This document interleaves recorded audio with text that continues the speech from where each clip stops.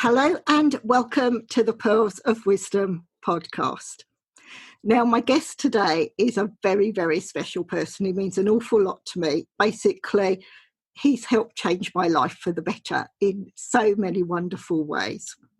And without further ado, I'm going to introduce you to Craig Richardson, who is one of the co-founders of Serenity Radio. And if you listen to my radio show on Serenity, you'll hear me mention Craig and Michelle so often. And it is wonderful, wonderful to actually have Craig as my guest. Welcome, Craig. Hi, Pearl, and thanks very much for having me. Thank you. I'm so looking forward to this. As most of the listeners will know from my podcast, I go through a list of questions so we can get to know people. So can we start just by jumping in, Craig? Can you describe your career path to date, please? Okay, well, that's a little bit of an open-ended question because I guess it's already been instilled on me from my family history. My dad is ex-military, my brother is ex-military. And we were a random family living on a council estate in Newcastle, and we didn't really have, really too much money to spare for a lot of the food back in the days of the 80s and the early 90s. So my dad was always a hard worker. So was my granddad and all my family. So I knew the importance of a career was to get out there and work, and that's what would make the money and provide for the family. My career really started, I guess, as early as 11 years old. And it was in and around school. I would go out and set up a market stall with fruit and vegetables on it on a Wednesday before school. I'd go to school, I would do the schooling, I'd come back, I'd do 1 hour of selling fruit and vegetables, and I'd help pack up the market stall. The same market stall owner then asked me whether I would work on a Saturday, which I accepted. And I worked selling fruit and vegetables from the early hours of the morning on a Saturday all the way through to the late evening on the same day, pack up the market stall, and that would be me done. During the summertime, he also had his own other business other than the markets on a Wednesday and a Saturday, making concrete slabs for paving slabs for people's gardens. So again, at the age of 11 years old, on a Sunday, I was helping him mix concrete, shingle, sand and cement, and adding water, putting it through a big mixer and wheelbarrowing it in there so he could make the concrete slabs. So I'd started appreciating the hard work from the age of 11, and I made very, very good money from that. Whilst going through school, I then found an opportunity doing, consumer to business, or business to consumer calls, telephone calls, ringing people up in the house, trying to sell them water coolers for the health benefits of mineral water and spring water in the house rather than using tap water.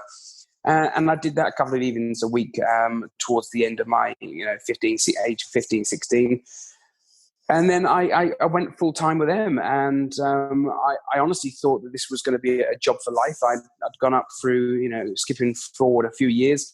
I went through and finished as the youngest sales and marketing director for the company. And the company's name at that point when I left was the Danone Group. They own Evian Water and the French yogurt Danone's. I was their youngest sales and marketing director. And I thought this was definitely a job for life. And then different things happened. I reached as far as I could go with them, and I decided to do something else. And I went on to do some contracting work as a consultant for British Telecom and help with the transition from basically the transitional period from moving everything from the offshore platform to wholesale in that point. And again, I was one of their youngest that they had in that. So I'd worked up a very, very good career path and networked very, very well in my younger years. But it wasn't really a true aspiration of mine, which I'm sure we'll cover a little bit later on. So you can find out what my aspiration is. But I've done everything from working petrol stations on an evening and night shifts to working in a funeral home, to pass some time as I had downtime from shifts that I was running at the time. So I've literally done a lot of different areas to get to where I am to today. And this is just so fantastic. Just hearing this, you are phenomenal. I know I say that word a lot, but you are. You're just a true entrepreneur. Everything you seem to touch, you add something extra to it. And it's just wonderful I'm so glad that you're sharing the story so we could then share it with everyone else and see just how much you put into everything you do. And already, I mean, the listeners can hear the passion with which you talk about the work you've done. And I'm going to move on from that. Can you name 3 things that made you choose your current career and why? You might have touched on a bit of that before. Yeah, okay. So I guess my current career, Serenity Radio is not the only thing that I'm invested in. In fact, I'm invested in quite a few different projects at the same time. I guess my day-to-day career is in aviation. I work within the aviation sector. And I am a qualified pilot, and I have my own aircraft in the UK, which I use for business and pleasure. So I really, really enjoy aviation as a career, and I enjoy that immensely.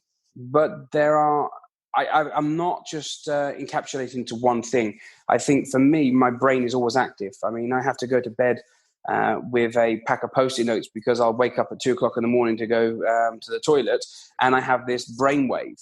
And I will touch base on something like that later on when I talk about Serenity a little bit more. But I find myself involved in quite a lot of things. I help invest in family businesses. I also do a few other bits and pieces along the side. And Serenity is one of those as well. But at the moment, I'm very much heavily invested in the Serenity project. Yeah, and it's brilliant. Well, I love Serenity and everything, the ideas behind it and everything. I'll always share the work that you're doing there. I'm also going to ask you, what key values does your business offer you? Because everything you do has that passion behind it. It's been great to see the key values. Yeah, I mean, my values, I take my values as I approach life, and that's very much the case of being authentic. If you're not authentic, then you can't relate to somebody. If you can't relate to them, you're not going to do business with them. So that's definitely one, being authentic. Being honest and upfront is something that I am really passionate about. Again, to be able to do business with somebody, you've got to be able to trust them. You've got to be able to say that if you give me a deadline, you're going to keep to that deadline. And if you're not, you're going to tell me I can't meet that. And I much prefer to be honest, upfront, and authentic about that as well. And I guess passion is the other one. I feel people need to have a passion for life. They need to have a passion for business, because if they have no passion, there is definitely no way they can advance forward and be their true self. And business and personal life is exactly the same. Many people have visions of their future, but only so many people will go and chase that vision. And I am a visionary, and I will go for that vision, and I'll go beyond that because I know I can achieve more than what my vision is. And this is what I love to hear. Very, very similar in the way I approach things, where I have something, I've got a goal, and I will just keep going. And I will keep going. And once I reach that, I'll go further. But I'm also the most competitive person I know. So I tend to, I compare what I did the year before to see whether I've done better the next year. So, well, you mentioned earlier about 3 things that got me to where I was. Yeah. And I didn't really touch much on that. But one of the things that I forgot to say really is the reason why I went down the line of aviation, from the sales, the marketing, the customer service, was because I was told that I couldn't do it. And when somebody says I cannot do it, It is my one's life goal to turn around and say, you were wrong. And it's very poignant here. You know, your listeners, whether they be small independent business owners, or whether they be large corporate businesses, or maybe it's just a student that has come across your podcast and think, what is this about? All I will say to you is that if you have a goal, go for it. Don't ever let anyone tell you cannot do that or achieve your goal, because only you can control your destiny. And if you take that into your hands and grasp it tightly, you can do and achieve whatever you want to do in life. You just have to believe in yourself. I couldn't agree more with that. That is just fantastic. And I think that's a way of life that more and more people should approach. But they won't. There's only so many that will actually do that. They like it, they like the idea, but they can't follow through and actually do the work to achieve these things. Yeah. I'm going to throw this one in. Everyone tells me I brought this from my corporate days when I used to interview CEOs and everything. So I bring this in just to say, what keeps you awake at night, Craig? Failure. Failure is what keeps me awake at night. If I set my mind on a goal, and if I use Serenity as a prime example, this was created to give something back to people. This was brought in at a time where people were at their lowest point. This was a point in which the world shifted and a reset button was hit. And I am just as much to blame as everyone else. I was enjoying life. I got complacent with life, got complacent on being able to rely on shops being open all the time, to going out when I wanted, doing what I liked, and just sitting in coffee shops and working. We became reliant upon that and the technology that comes around, the computers and the internet. We were then faced with a situation where this was all stripped back.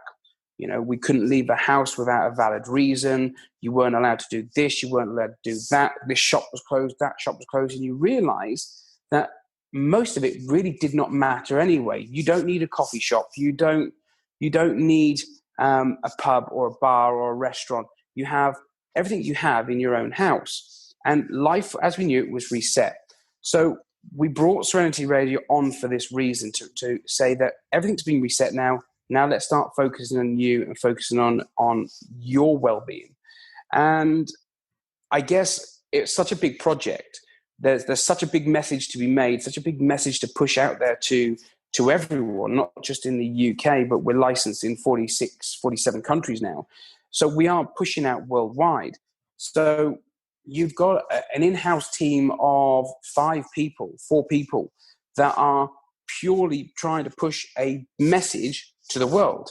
Yeah. And that takes a lot of time, it takes a lot of effort, and takes a lot of resources. And we have our presenters, you being one of them, and you guys are our family. You're our extended family, and we look at ourselves, me and Michelle, it's like the parents trying to look after our kids. You know, it's the world are our children. We're trying to push out and educate, and it's hard work. So with so much focus on Serenity and so much focus on the message that we're trying to give out, my biggest fear that keeps me awake is failing to get the message out to the world.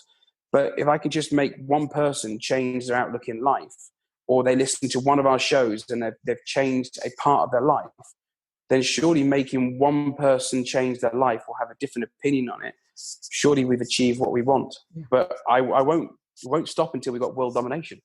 Oh, I like that. The amount of meetings I set up with the title World Domination is brilliant, because you've got so many things. And exactly the ethos that you're sharing, this is why I love Serenity so much. And it is where you can reach out and get that message just to one person. If you've got the right message across to that one person on that day, that it helps them go forward instead of going backwards, it's something you can be proud of. I mean, I know as soon as we started on with Serenity, in my diary, I have all the presenters' shows, when it is, and I block that off. So whenever anyone's doing a meeting with me, it can't be where I'm listening to the show, so I can support the people that are on there. And I love your lunchtime shows. I listen to your evening shows. I listen to Michelle's shows in the morning, and everything, that message that comes across, like your lunchtime shows, there's always a set message that you'll bring every single day, where it's helping people, suggesting for business, different ideas, how to approach things. And it's just wonderful. Thank you, Phil. Thank you very much. I'm now going to move on. You might have touched on bits of this, but where and how do you work best, Craig? Okay, so I love busy places. I love to have interaction with people. If you talk to Michelle, Michelle will probably tell you that I'm not a very effective communicator, and that that is one of my negatives. So if I've ever been interviewed, that's probably one of my negatives that I would have to give. Look, at the end of the day, I like busy places because I like the world being busy around me. Because if they're all busy, I'm there busy. So coffee shops are something that I love working in. I can achieve a lot in a coffee shop. I like to sit there with some coffee. I like to do some work. And when you get that little momentary lapse in memory, you can just look up, just see what other people are doing. And then you think, oh, okay. And then you can go straight back to it. I achieve more of that. So large corporate offices and coffee shops, even airports. I love working in airports and airport terminals, because I often sit there wondering, who are you? Where are you from? Where are you going? What are you going there for? What are you doing? And I'm a great people watcher. So I love to people watch while working because it helps give me some inspiration and inspires me to do some creative writing and thinking too. Oh, I love that. I love that. And they always say, if you want something done, ask a busy person, because you're far more engaged and you can literally take an idea and run with it. Someone that is quieter, they think about it for ages, and by the time they've come back with an answer, you've already moved on and done it because you're busy and you're thinking about it.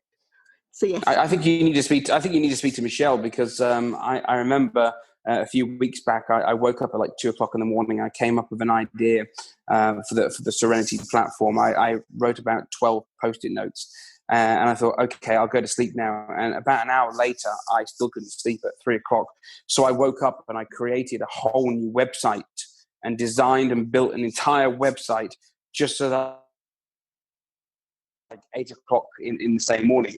And she calls me mad. She reckons I'm mad as a hat because I just go off on random tangents like that. And I work very differently, very, very differently. I'm loving this because I can see so many similarities in the way you work and the way I work. Because people said to me, why did you post on Facebook at 2:00 in the morning? It's because, again, I call them downloads. If I get ideas, that's it. I know I can't sleep. I've got to wake up and work through it. And it's just going through. So I'm loving this. And I know that the audience will, because we're learning so much information that we can then put into our lives as well. Mm-hmm. I'm now going to ask you, what tools do you use that makes your work life easier? You know what? I'm going to say this is probably going to be Apple as a product. Apple as a product and a brand is really key and important to me. So being able to have everything synchronized with the one provider does make my life a lot easier. So to have my calendars, to have my iPhone, my iPad, my Mac, and my Apple TV all synchronized, so they all use the same calendar. I'm not trying to use a Google Calendar with a Windows computer and you have the sync issues, or you're trying to use an Apple iPhone with a Google Calendar from a Windows laptop. Everything is synced. So I know as soon as I get a phone call come through on my iPhone, it's going to go on my iPhone, it will ring my Mac, and it will ring my Apple Watch, or it will ring my other devices. So I know that wherever I am, with whatever device I've got, I can still run my business. I can still run my day-to-day and still answer phone calls from more than a telephone. And that really is a crucial part of my day-to-day, because without that connectivity and without that synchronicity of all of my devices, I would pretty quickly cease to function as I do. Yeah, I think anyone who's listened to my Pearls of Wisdom show on Serenity, my Siri on my watch sometimes joins in on my radio shows, because that's the one thing I forget to turn off. I turn everything else off. And Jo Duckfield listens, and she says, Pearl, Siri always speaks on your watch when you're saying something really important, as if it's saying, yes, you need to listen to that bit. But I've got to say, I have to take my watch off. But like you, Apple, I absolutely love. As we're doing this recording, I've got 3 iPads sitting here as well as the Mac that I'm working from, so I can see certain things, and I wouldn't be without Apple. And that's the only thing I had to do a new Gmail account for, was Calendly, to book these, because I tried to connect it to my iOS calendar and it did not want to know. It wasn't getting the right results. So I had to set up a new Gmail account, but then I have it running on the iPad so I can actually see what's happening on a day-to-day basis. So yes, Apple, I think between the two of us, we're probably the best customers they've got, or at least we advertise it well enough for them. We'll have to put we certainly do. Yes, we'll have to put a call out and say what we're going to get for free. Can we be ambassadors for Apple? Would be nice. It would. Now, this is where I go back into your history, as it were. What would you have done differently in your life if you'd known then what you know now? That's a really good question, and it's very easy to answer. I wouldn't change anything, and that's quite simply because I am who I am and have got to where I am today because of the mistakes that I've made in life. And I have a great life. I have a very comfortable life. I have lots of friends and family that I love that are still with me, and some that are not with me, but they are still with me in some regards. But I've got to where I have done through making mistakes, and life is full of mistakes. It's not necessarily the problem of making them, it's how you deal with them. If you let the mistake consume you, you become a different type of person. If you say, you know what, I've had a pretty rough life, you know, I'm talking in general here. If people said to themselves, you know, I've had a pretty rough life, you can let that rough life define you, or you can define yourself by saying, okay, I've been played a bum hand here, but you know what, I can make myself better. I can do this better. And, you know, I've been connected with family members of domestic violence. I've been connected with family members who have gone through rape. I've been connected with family members who have got cancer, and we have a horrific cancer rate within our family from my mum's side, and we've been dealt some horrible hands. But it all really depends on how you deal with that. I mean, that's one of the reasons why I went into doing some funeral work on a part-time basis. I'm scared of death, but I don't let that define me. So what did I do? I went and worked in a funeral home to see what happened from that element, so I know what I've got to come to. And then when you then get family members say, okay, you know, your nan's just passed away, would you do her embalming? Yes. Why? Because people wanted me and knew that I could be trusted to take care of my relatives. And it's a bit of a morbid subject, I understand that, but it's all about how you define your life and which path you take. And if you're scared about something or worried about something, investigate it, because you may see an end result that says, actually, I'm not scared of that anymore. But it's okay to be scared. Even as a man, it's okay to say, I get scared. I'm petrified of death. I'm petrified of being alone. But I can do something about that. Yeah. It's just... Yeah. And this is where you say you wouldn't change anything. One, that reflects most of the really great guests I've had on the podcast. And that's when you know you're doing your true calling, because you can say, no, I wouldn't change anything because it's made me the person I am now. And where you've said that about having something, facing that fear and doing it anyway and moving on, I think that's where we have our best growth. Because if it's something you don't want to do and you force yourself to do it and you go through it, you grow in yourself, and you also show just how much you can achieve. And next time you want to do something that's slightly pushing you out of the comfort zone, you do it more easily, and that's when you grow even more. And it goes back to where you said about your whole journey. You're prepared to put yourself out and actually grow and learn, and that's where you've got as far as you have now. Whereas a lot of people would just sit back and say, no, I don't want to do that. Whereas you've achieved so much, and you will go on to achieve more and more and more, simply because that's the personality and the mentality that you have, which I am absolutely loving. I'm going to have you back as a guest again. I really am, because everything you share, it's so motivational and it gives people ideas. And the fact that you can do it, maybe just one little thing that you mention could be that impetus for someone else to move forward and achieve. And if they're having a bad day and you think, yes, Craig said he could do that, I'm going to try that because they've seen you achieve it. So yeah, absolutely loving this. I'm now going to move on. I was told by my... I was just one quick thing there, Paul. I was told by my school that I would never achieve being a pilot because I had some good times and some bad times at school. So when I then became a pilot, I then went back to my same high school and did a careers talk in my full pilot's uniform. Oh, and brilliant. that was evidence to the teachers that were still there to say, you were wrong, I was right. And that comes down to the point that I say, you can achieve anything you want in life if you just go get it. Oh, I love this. So sorry, Phil, your next question. No, I absolutely love this. And this is what you have got to come back and talk to us some more, Craig, because there's so much that you could teach people. And it is. I'm just going to move on from there and say, what's your biggest challenge and why? Okay, honestly, working with people is my biggest challenge. I'm great at working on my own. It's not to say that I can't work as a team. I can work as a team, and I do work as a team. But I do struggle because there's not necessarily a trust issue. There's not necessarily a control issue. But I only have one speed, and that's full speed. I don't just sit there at idle throttle, just merrily along the road, doing 20 miles an hour. I'll be 120 miles an hour. And that's what I do. That's how I work effectively.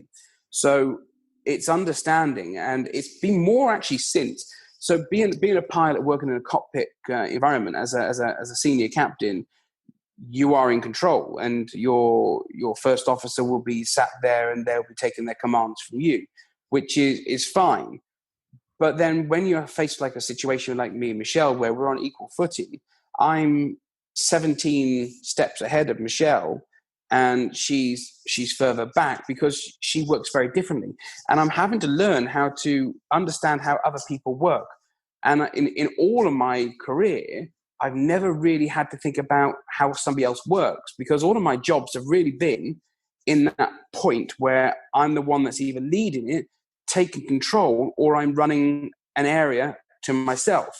So, you have these grand titles of manager. Well, you can manage people or you can manage a process. And I've always been a manager of processes, even down to the marketing director and so on with BT as a consultant.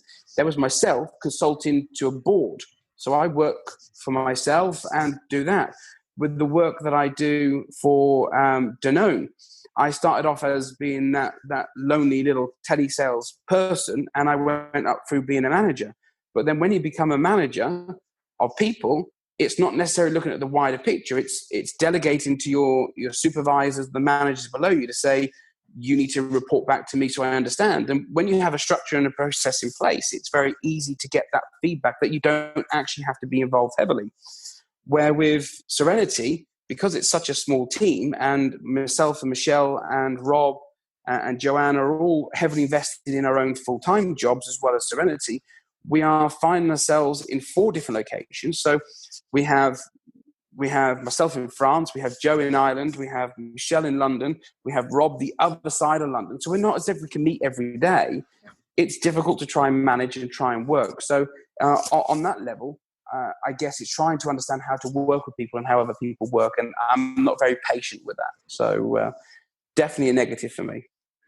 We are so alike, Craig. We are so alike, because I will go in. From my contracting days, I've got in CEOs, board level, and I've consulted with them and trained them. And you bring people up to a certain level, and then you move on. But I get things quite quickly, and when people don't, I'd say one of my main problems I have no patience. I'm terrible. So people will probably realise that now. And I pick something up quickly. And if someone hasn't picked it up and I have to go back a few steps and teach them how to do it, that's when maybe they see the bad side of me, because I pick it up so quickly and I want to run. And everything you've said, that's exactly the same way as I work, exactly the same way. I mean, if you look at our positions, Pearl, that we've had previously in previous jobs, etc., for me, I'm so used to being able to go in somewhere, be very direct to the point and say, this is what I need. Yeah. And in most cases, working with large corporate entities, they have the people there that can give the information. So you walk into a boardroom, you're introducing yourself and you're saying, right, for me to be effective, I need this, this, this, this, and this. They go, okay, you need to this person, this person, this person. They all give you the information. You've got everything you need. But when you have to go looking for the information yourself, or you've asked for the information, you're not getting it back, I struggle with that because that's just not how I usually work. And, I am quite young still in terms of career, but I've achieved a great deal. And I've lived life and got life experience as well. But yeah, I really do need to work on my learning to understand how other people work. And Michelle's probably going to be on her knees right now, praying, saying, thank the Lord. She's only been telling me for months and months and months that she works very differently. So maybe you can edit that bit out for her. Oh, you inspire so many people though, Craig. Everything you've said here, I can relate to. Like when I do the stuff with the digital technology teams, they see a woman, they see a blonde-haired woman, but they don't think we'll know tech. And I can go in and I can wipe the floor with them. But a lot of it, I've sort of stepped back and I can say, yes, I can do this, I can do that. It's years since I actually edited videos properly, and it's a massive learning curve. And if you don't do it every day, sometimes you forget. But I can still roll my sleeves up and get my hands dirty and do what people say. But like you say, when we get to a certain level, we're then consulting and sharing our knowledge to bring those people up to where they need to be. But sometimes we can actually say, when people ask the question, I know the conversations I'll ask you about websites is because I know we both know what we need to put in place and everything. So yes, I absolutely love that. But I digress again. See, like I said to you, I could talk to you for ages and ages about these different things. Now, this is one that I throw in. I was told, it was Michelle that told me first, she said it's quite egotistical, and I didn't even think about it being part of the ego. But how do you want to be remembered? That's actually a very difficult question because, again, if you ask Michelle, myself is my very favorite subject. I like talking about myself. Look, I mean, I'd love to be remembered for invoking change. And that's it. I mean, we go through, when we were being brought up as children, like yourself, you had grandparents, you had parents, and they showed you the will of the way. And they've taught you things, and you've made your own assumptions and made your own ways of doing things from the historical way that's been done, and you've made positive changes for your own life. Now, I make positive changes for my own life too, and when I move forward, I hope to change somebody else's life, and hopefully this will be a continue pay it forward situation, that if I can just change one person's life, or even change the attitude or the outlook for, let's say, corporate businesses. I mean, I'm a huge advocate of well-being in the workplace. And I know for a fact that well-being in the workplace is going to suffer. It was already suffering before COVID. Most businesses saw it as a figure on the bottom line, that they've just spent money on X, Y, Z to give their staff a bit of happiness. Well, at the end of the day, the only reason why they're getting money in the business is because the staff at the ground level are the ones that are making it for them. Anyone can sit in their ivory tower and take the cream from the top of the plate, But it's the workers that are at ground level that make the business what it is. They're the ones that speak to the customers. They're the one that understands the customer and the product and the service and the business day to day. And a lot of directors now become very disconnected from that. So your employees are definitely worth investing in. And as I said, a lot of businesses would just look at it as a value, just like they look at an employee as a number. They're just another number on the payroll. And I hate it. I really, before COVID, now it's COVID on the purse strings. I know it's going to suffer even more, and they're going to be getting rid of more staff, and they'll be running the business on smaller staff numbers, but the same amount of staff they got will be asked to do more work. It's going to increase their stress. It's going to increase the way they look at everyday life. They're going to go home thinking, oh no, I've got to get this report done by tomorrow. And a business has a duty of care towards its employee inside the working environment, outside, because they spend most of their time in the working environment. And for that not to have an impact on the personal environment, any business, any owner, and any person would be absolutely bat crazy. I took a word out of there for obvious reasons, but they would be absolutely bat crazy if they didn't think that it would affect a personal lifestyle situation. So businesses need to invest in corporate well-being and well-being of their staff. And I am looking to actively campaign about well-being in the workplace, and I'm even going to be lobbying it with the UK government as well, that we have some state funds put aside to help businesses with workplace well-being. And this is a grant that they can possibly get that would be used purposely for staff well-being.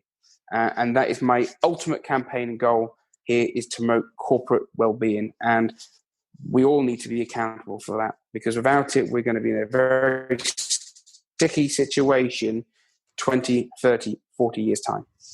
I couldn't agree more. Where I've done the consulting with government, I was brought in to do the engagement strategy for their recruitment. And one of the first things I said to them is, what's the sickness level? Because if you have a high sickness level in a large corporation, that is reflecting that it's unhappy, that the staff are unhappy, the employees are unhappy, and they're not having their well-being looked after. And also, if you're going to engage with someone and try and bring new blood, new people into a company, you want your current employees to live and breathe and love everything they're doing, because they then become the best people to share the message. And if they're not well cared for, they're not going to feel that they want to share that message. So everything you've said, completely agree. And it is, I mean, I'll join you. I will happily introduce you to the people I've worked with in government, because they're all the people that are doing all that from the HR and the director level. So just shout. That could be another conversation we have externally. But yes, happy to help you with that. Happy to help you with that. Thank you, Pearl. I'm now going to move on to this next question. As a child, what did you want to be, and how close to that dream are you now? Far from it, actually. So I always knew I had a love for aviation. Didn't really decide I wanted to be a pilot. I always said, actually, that I wanted to be a police officer. And as I said, we all earlier on, we all have a route in life, and unfortunately, some of my family are, I guess, what's the easiest way to say? Some of them took a different direction in life. Therefore, they came into a few sticky situations, which, as a family member, would impact me. And this is a great thing where somebody who is in part of your family, or somebody that is friends or family or a colleague, everyone's actions has an impact on somebody, whether it's yourself or other people around you. So that'd be like going out in a group of friends and somebody hitting somebody. It affects everyone, because everyone will then have to be questioned. Everyone will be saying, well, why didn't you do this? Why did you do that? It leaves yourself to being questioned. And unfortunately, I had one of my family members who went to the correctional facilities here in our lovely UK. And because they had a criminal record, meant I could not, become a police officer, because it was an immediate family. It would compromise me potentially, even though it wouldn't. It could potentially. Cut long story short, it was an aggravated assault. It was a misunderstanding fueled by alcohol. It turned into a fight, and he got arrested for it and was put away for 3 months. And he was let out a month later on good behaviour, because really and truly he didn't really have any history. But because they made an example of him, that made it very difficult for me to follow my career as a police officer, because I had a family member that had a convicted criminal record. So I never got anywhere near my dream. The only way I'd ever get to that is if I was to become like a voluntary situation within the organisation. But to be fair, that chapter was never meant to be opened in my life. And I've already said that chapter is there with a bookmark in it. And if I, like when you pick up books, you have your bookmark in, you go back to the book. Sometimes you might have 2 or 3 books on the go, as I always do. You might pick that chapter up of your life up again, and you might have such a great way of attacking that. But until then, my life has many other chapters that still need to be read and still need to be thought about. It's just wonderful. It's lovely to hear that. Yeah, there's definitely so many more podcast interviews I need to have with you now, and where you can share and teach us more things, Craig. Now, this question I put in, and it's a passion of mine. I love books. I love reading. And I will always try and bring... this question is, can you name 3 titles of your favourite books and why you've chosen them? And I know 3 isn't very much. We could probably go into loads, but which books would you recommend? So I have read a good number of books, and when I was doing the pilot training, there was 15 manuals I had to learn, basically word for word. And in fact, probably out of the 15, there's probably only one book that you really needed to understand, and that was about it. So the rest of it was just useless knowledge for no reason. In terms of books, I love understanding the thought process and creativity behind individuals. So Richard Branson was a great advocate of mine, and one of his books was Business. I think it's Business Stripped Bare. That was really good. That's where he really went back to the basics of how he started his businesses and the way he created the businesses the way he did, the problems he had along the way. And, I wouldn't say Richard Branson is an influence to me. There's somebody that's more of an influence to me in life. But I do like Richard Branson and what he stands for and the way he conducts his business. The other one is going into the aviation industry. I remember when I was a child loving aviation, becoming an aviation spotter, scaling the fences with my fingers through the fence, looking through, wow, this is amazing. I remember seeing EasyJet when they first started. And all they had was an old 737-200. It was a big orange tail fin with the word EasyJet on it, and down the side would be a massive 0844 number or an 0845 number. And I couldn't understand the concept. Why would you just plaster your number along the side? And as I started going through the history of low-cost airlines, I find them fascinating from a business perspective. And there was a book, it was called EasyJet, How It Began. And it was a fantastic book because Stelios, who owned the airline at the time, and he still is, I think he's a chief executive of the airline now. I think a non-direct executive now, I think. And he started with money and donations from his family to create this airline. And they all said he was crazy.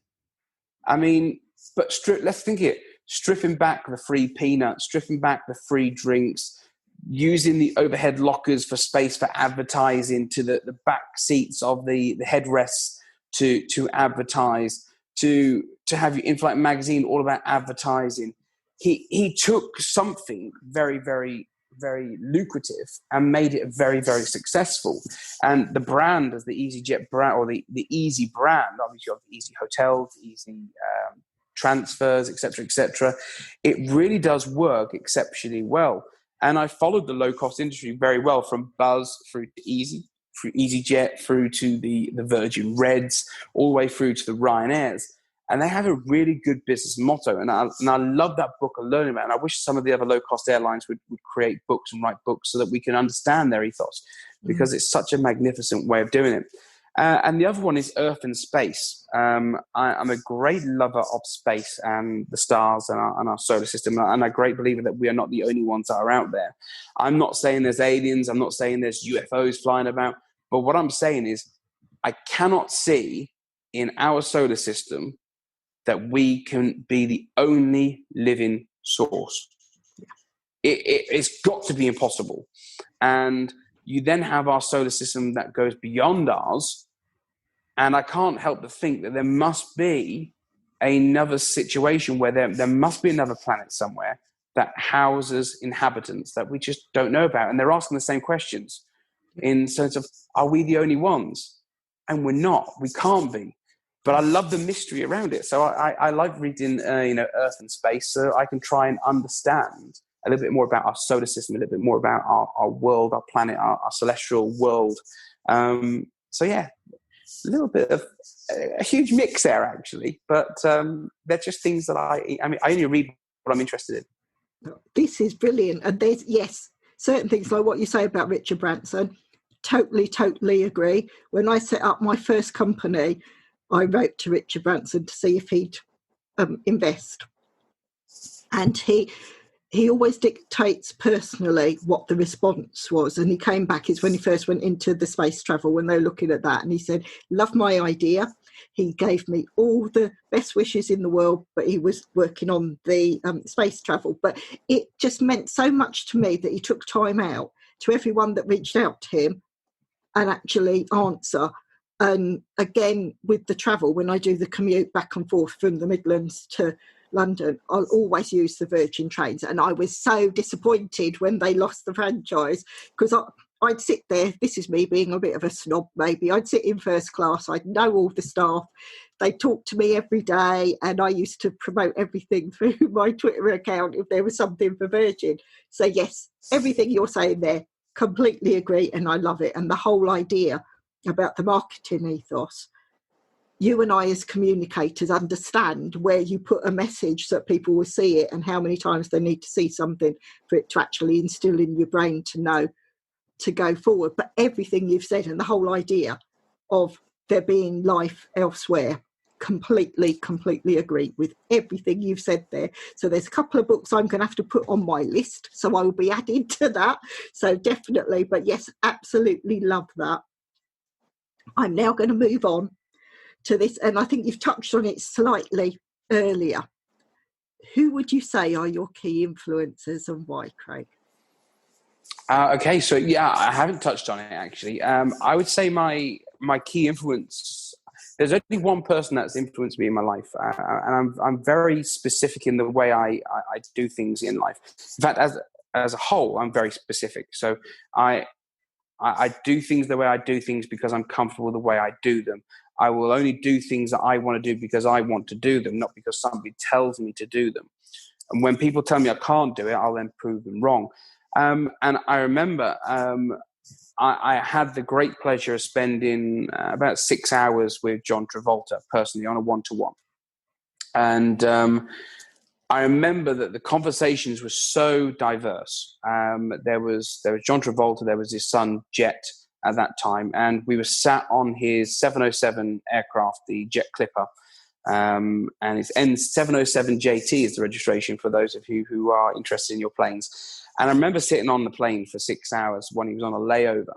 He'd flown into Stansted, and I was sat there on the plane with him, and it was probably one of the my most poignant moments in my life, because as you can imagine, doing the job that I do, I've met a number of wealthy and celebrities around the world, and for me, this was very poignant because he was so authentic. He was so himself. There was no airs. There was no graces. He'd be walking around with no socks and shoes on. He'd have his shirt undone. And he'd have one face for the media and he'd have one face for everyone else. And it was the one face for everyone else that I really, really enjoyed. And he gave me some great tips and gave me some great advice on life. He said, never become famous, because if you become famous, you lose any personality or any personal stuff you have in your life. Your life becomes an open book to the world. He said, so unless you're ready for that, try not to be famous at all. And he gave me lots of tips, and I won't tell you what tips they were, because a lot of his tips that he gave me is what I use today, and that's what empowers me, instills me to be the way I am. There are some people that you will work with or meet in life that will be led, and then there are the leaders. And if you can be led, then you're not doing stuff that you want to do for yourself. Whereas if you take control of your own life and your own destiny, you make it what you make it. Therefore, you can't blame anyone else. Yeah. So if you've had a crap hand at business, if you've taken control of that, it turned out to be that because that's how you've allowed it to go. Yeah. And there's lots of good things that he taught me and helped me with, and he is definitely an influence for me in my life. Absolutely wonderful. And where you said that, the leaders and the followers, the amount of times I will say I will never be a sheep, and I can remember saying that from a young child. I'll always be a leader for someone to follow. I'm not going to follow someone else, because 9 times out of 10 they don't know where they're going, and I can do it better than they can. So, but yes, lovely, fantastic, the messages that you're bringing through there. I'm now going to ask the longest question I've got on this interview. They're going to have to take a great big deep breath for this one. If you could share a great meal with anyone, alive or dead, what would the meal be and who would it be with? That one's quite an easy one. So, I mean, you've spoken to me a few times now, Pearl, obviously through Serenity Radio, and there's another presenter that's coming on board, Liz Rotherham, and she said to me, she basically thought I had a stick up my bum, and I live a life with a certain way of doing things, but that's because that's just the way I am, and I've suffered with mental health myself. I've suffered with weight issues. I've suffered with being bullied. So I've gone through a lot of negativity in my life. So there are normally two sides to me. One is the business side that you see as the very corporate, the very formal. And there's the other side, which is the joke and the jovial. And I very rarely, I guess the moral of the story is that I very rarely share personal stuff with individuals that I don't necessarily know or have not been part of my life for some time. So what I'm sharing with you now is very, very personal. And that is my grandparents. My nanny and my granddad, Richardson, were my entire world. And I only had one set of grandparents. And they were my entire world. And, things that I've done in life and things I've achieved, I wish they could only see what I've done now, because my nan and my gramps would be very, very proud of me. So I would love, if I could trade anything in life, it would be to just have a car journey to Felixstowe Docks with a cod and chips, a tub of gravy, sitting in the Citroen Picasso that my granddad drove, sitting at the dockside, watching the big container vessels being unloaded, and just talking about absolute nonsense. If I could trade anything in the world for that, I'd give it in a heartbeat. I miss them dearly. It's hard. This is what I'm seeing time and time again with each and every one of my guests, and this is why I know we all resonate and why we have the synchronicities. The amount of people that say family or certain members of family and have a meal. Quite often they're saying a roast dinner or a Christmas dinner, but it's having a meal that has that home comforts. And it is, and this is where I know I'm talking to the right people and the people that I want to be in my life. And I think that's what the listeners want. You don't want people that are suddenly saying all these. Yeah, a few people will say, a famous person that they'd love to sit and have a meal with.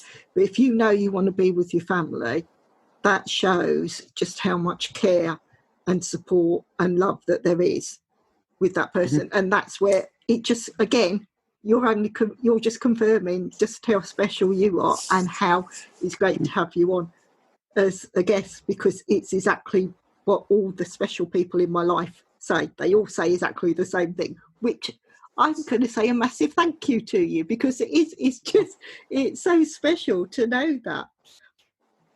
I'm going to move on I'm going to put the last two questions together as one. Now, what services or items do you offer to your clients or customers? And do you have any special offers at present? Now, you cover so many fantastic things, Craig. This is where you could I can shout how great Serenity is, but like you say, there's so many other things that you do. So what could you share here for your clients and customers? So for Serenity, we give you a voice, and that's what we do. We give you a voice and a platform to listen, to learn, to educate, and to engage. And it's very difficult to understand that we've only been 10 weeks down the line, and the listeners that we've had thus far has been absolutely fantastic. And we're only going to improve and get better and better. Yeah. So I guess what services we offer to our listeners is that we give you a platform to learn and educate and connect with like-minded people. We also try and help you along a personal journey of self-discovery. And we want to give you an outlet where you can come and enjoy the content and interact with our presenters and learn more about them. We also have the Serenity support pages at the bottom of our website. So if you go to the bottom of our website, which is www.serenityradio.co.uk, there is the Serenity support. And there we have a enormous list of support pages, numbers through Mind, through to the Samaritans, through to Alcoholics Anonymous. Whatever situation you might be going through in your personal life, let me reassure you now that you are not the only people or the only person to be going through it. There are thousands of people that suffer with addiction, with personal loss, whether it be personal attacks to them, their family, racial abuse, whatever the case may be, you are not alone. And Serenity is going to be there to help and support you. So there are plenty of people there. And if there's not somebody there that's listed there, drop us a message on our contact form, and we'll put you in touch with the right people that can help you at the time. In terms of businesses and coaches and practitioners, we can only survive if people are advertising with us. And we have a range of advertising packages available. And we're not like any corporate commercial radio stations that will charge you thousands and thousands of pounds to advertise. We don't think that people should be paying thousands of pounds to get their business promoted or get their voice heard. We can give you that opportunity, and our cheapest package is from £40 a month, and that's a banner on our website, and we have thousands of people that come to our website every single month. So you're guaranteed to be seen, and the more you're seen, the more people are going to want to interact with you, and that's similar to like our presenters and our shows. You know, our shows are 12-week programs, but actually within 12 weeks, you're only just starting to get heard by people coming in regularly. It's going beyond that people start going, yes, I love this show, or yes, I resonate with the show all the time. And then people will start feeling more close. It's more like a friendship. They start feeling that friendship, they're going to connect. So for businesses and coaches and practitioners and support services, charities, come and advertise with us. From £40, it's really a no-brainer. And you can find out more on our website, as I said, serenityradio.co.uk/advertising. You can see more and more about what we can do to help your business. And we're all about helping small and medium enterprises grow your business and grow it effectively. And we work with you to get the best maximized results. And I can confirm every single one of those things, because that's exactly what you and Michelle are doing with me. Anyone that knows about the new Pearls of Wisdom logo, it's you guys that designed it, and I'm doing a massive shout out for that. And every time when I do share it, I always try and tag you guys in so that they will know you are building me my new website that's all about Pearls of Wisdom. Because yes, I can build websites, but like we said before, sometimes you don't have time when you're doing everything else. It's always good to share and learn from other people. And everything you've said, I can say the difference and the impact that Serenity has had on my life. I know when I did the interview with Michelle, and I didn't expect to get upset and all tearful, but it meant so much. You have completely changed my life. Yes, I had a large network and I could connect with people beforehand, but you helped me really nail what I wanted to do, where I wanted to go. And it's the Serenity family. The presenters I've met are some of my best friends now, and I feel like I've known them all my life. And that's a massive thank you to you and Michelle. You know what? It's lovely to hear that, Pearl, and thank you very much. And you know what? You are, since we started this project at Serenity, you are one of a number of people that we've spoken to who have said that Serenity, before they didn't know what direction they wanted to go into, or which direction they were going, or they've been in a stalemate. And what happened is Serenity's given them a new lease of life to relook at their life and put them on another route and another journey. And this is just making more and more history for you and for everyone else, is that we will share you with our knowledge, we share with you our wisdom, we will share with you our ways of doing things and from our personal journey and stories. And if we can, as I said earlier, make one change, we're doing what we wanted to do, and that is just really make a difference. And that's what we are doing. And it seems, by what you're saying and others are saying, that we are making a difference, which is really pleasing. It's brilliant. It is absolutely brilliant. And we've come to the end of all the questions, and I will ask you now. I know you are busy, but I would love to ask you back as a guest, because you've got so much information and knowledge, and I think everyone can learn. From what you've shared today, we can all learn and add a bit extra into our lives by what you've shared. So I just want to say a massive, massive thank you. You're welcome, Pearl, and I'd love to come back and help you out on another podcast. If there's anything specifically you want to go through, then we can happily go through that, and we can do a separate one. As a parting gift, I know Michelle gave you an offer for your first podcast that you did with Michelle. I'd like to extend a different offer from myself and the Serenity team.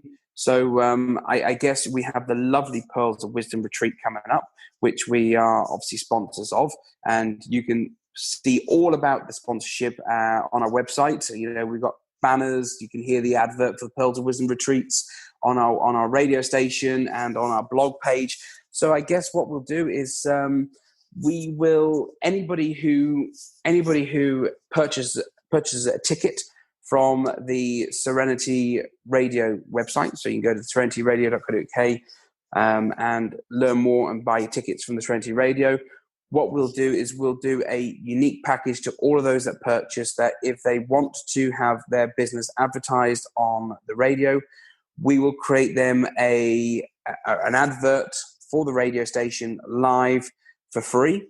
And for £99, you guys can have that played for an entire month on our radio station.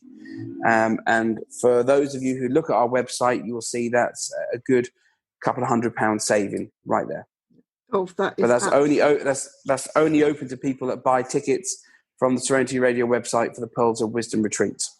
Oh, thank you so much, Craig. That is absolutely wonderful, and I can vouch for the amount of impact that the marketing through Serenity has. It's phenomenal. It really is.